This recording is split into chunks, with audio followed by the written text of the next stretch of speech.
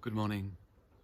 Welcome to my garden on this lovely spring morning, and welcome to a tertiary world. If you hear the humming and buzzing in the background at some point in time, it's all the Mildurian gardeners that are attending to their gardens. It's Mildura music in springtime.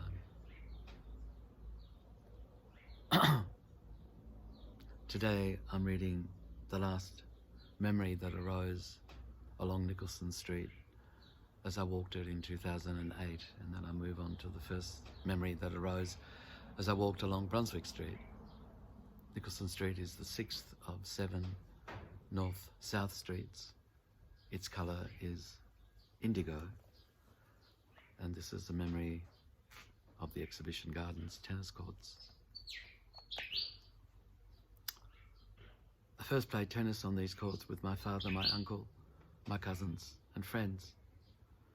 Early on a Sunday morning, we would dress in whites, put on our runners and walk to the courts from Amos Street. We would play long, passionate sets, struggling with each other for supremacy. Afterwards, we would walk to the pub across Nicholson Street and I would have a shandy, which immediately made me lightheaded. Years later, I would join the Italian Tennis Association, which had its home in the wooden clubhouse. And on summer Saturday afternoons, I would ride my motorbike here from Hawthorne or North Fitzroy with the racket strapped to the saddlebag and play until sunset. My enjoyment would fill me with waves of well-being. This was somewhat dampened by some of the older players' antagonism towards each other. It was as though they were still involved in the various regional conflicts that arose through the Second World War, and each set would at times unfold as an inevitable reenactment of those conflicts. On one particular day, the rivalry developed into a nasty and distressing confrontation. Afterwards, on the way home, I became so absorbed with finding a solution to this problem that I had not noticed it had begun to rain. I absent-mindedly used the wrong brake combinations to slow the bike down, and it began a long skid along the greasy road, finally trapping my leg under the exhaust pipe as it came to a halt. The burns didn't stop me from playing soccer the next day, but though I had bandaged them well, I soon had to come off the ground. I remember sitting on the bench furious with the particular ageing Italian who the day before had caused everyone such distress at the tennis, and who, I reasoned, was responsible for my distracted bike riding and therefore my accident. I was determined to get even with him the following Saturday. But he didn't show up at the usual time, and later that afternoon the word spread through the courts that he had died of a heart attack that very morning. I sat in the sun listening to his friends chatting in quiet tones, interspersed by long silences. Someone said that through the last year of the war, he had been held captive by German soldiers and tortured repeatedly. Apparently, he'd been hiding an entire Jewish family for years in the attic of his house overlooking Trieste's harbour. The children had been heard and the family discovered.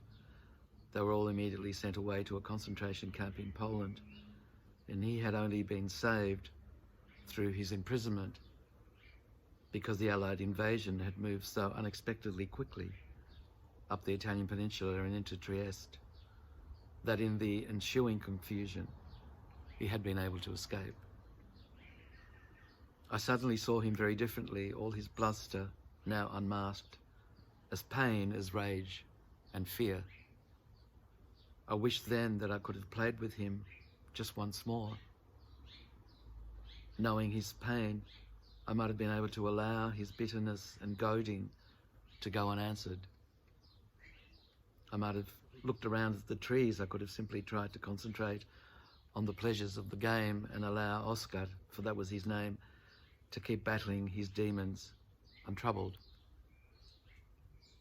that after all this was only tennis and that we understood him. We understood his pain. He had performed an act of great humanity under extreme adversity, an act requiring enormous courage, an act played out long ago, but for him only and ever, always yesterday. An act played out in a world utterly beyond my now suddenly tiny understanding.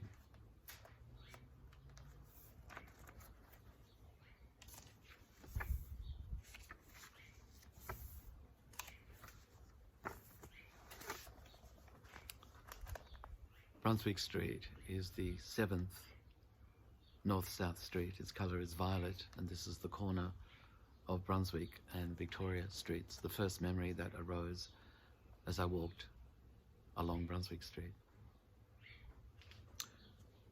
The building on this corner used to have a Penfolds Wines illuminated sign on its cornice. When I first saw this building as a child, it seemed very large, but now I realise it only rises 2 stories, or perhaps it's only a single-story store inside its shell.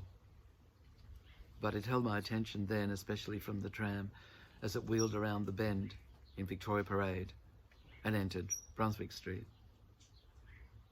Looking north from the top of the street, you can still see the spire of a faraway church at the other end, near the Edinburgh Gardens, next to the Hungarian Social Club. Early in the morning, the spire's eastern face catches the sun.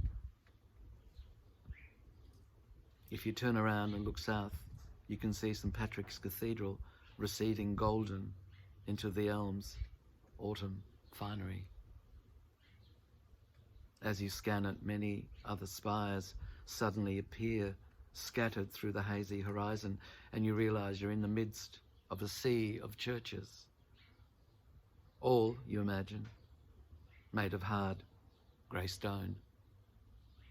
For one moment you would like to lift one of them. You'd like to know how it feels to hold one of the stones that makes up a church.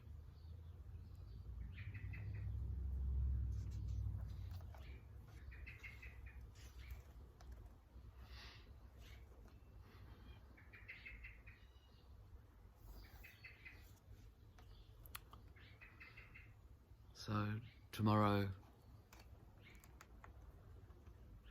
more Brunswick Street memories as they arose in 2008. I wonder what would arise if I walked those streets now.